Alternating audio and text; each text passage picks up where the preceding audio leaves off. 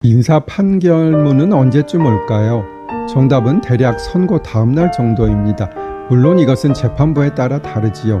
정말로 빠른 곳은 그날 오는 경우도 있지만 그것은 극소수고 보통 영업일로 따져서 그 다음날입니다. 늦은 재판부에서는 일주일 지나서 판결문이 오기도 해요.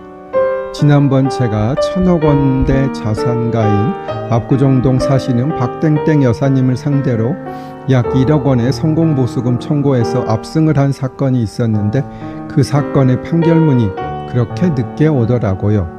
그분이 어느 날 갑자기 연락도 없이 저녁 8시경에 제 사무실을 찾아오셨어요.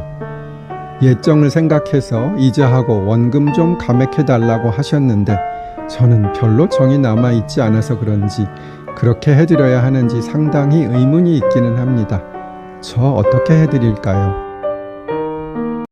보통의 민사 형사소송에 있어서는 변호사가 반드시 필요한 것은 아닙니다. 소액사건 법정에 가면 변호사가 없는 사건이 대부분입니다. 제가 전에도 설명드렸지만 그래서 판사들이 소액 사건을 별로 선호하지는 않습니다. 변호사가 없으면 일반인들은 법정 예제를 잘 모르기 때문에 예의가 없거나 혼자서 많은 말을 해 시간이 지연되는 경우가 많이 있고요. 또 법률적인 설명을 해도 법률 지식이 부족해서 알아듣지 못하는 경우가 많이 있고 서면으로 주장하는 내용도 법률 논리를 모르므로 정말 필요 없는 것을 자세히 적고 또 필요한 부분은 누락되어 있는 경우가 많이 있게 되지요. 그런데 변호사가 강제되어 있는 영역도 전혀 없는 것은 아닙니다. 다음 쇼츠에서 자세히 설명드릴게요. 먼저 형사사건 중에서 다음의 것들은 꼭 변호사가 있어야 합니다. 이를 필요적 변호사건이라고 해요. 사소한 표현상의 문제인데 민사소송법에서는 필요적이라는 것은 다 필수적으로 바뀌었는데 형사소송법에서는 그대로 사용하고 있네요.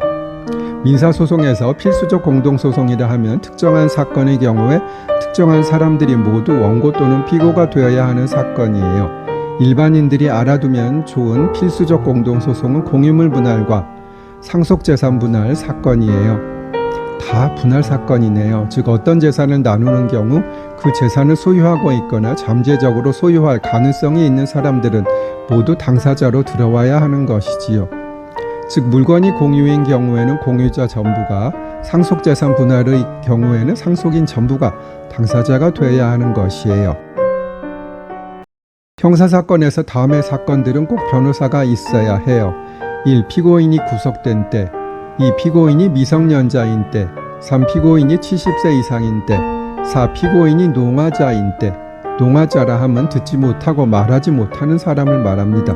피고인이 심신장애의 의심이 있는 때. 심신장애라 함은 사물을 변별할 능력이나 의사를 결정할 능력, 쉽게 말하면 판단력이 없거나 미약한 상태를 말해요.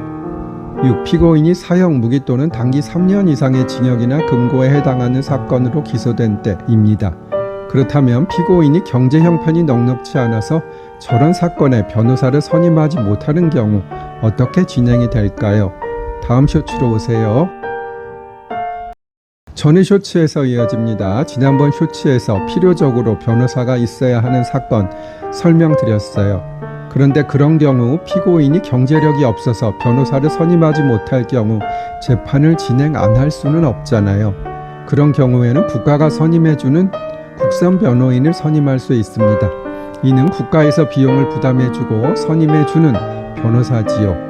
국선 변호인들 중에서도 열심히 하고 실력이 있는 분들도 많이 있습니다만 국선 변호인은 사건을 굉장히 많이 하기 때문에 사선 변호사같이 꼼꼼한 변론을 기대하거나 자세한 상담을 기대하기는 어렵습니다. 다만 그래도 없는 것보다는 나을 수 있겠지요. 다음에는 과거 국선 변호인 제도의 현실 설명드릴게요.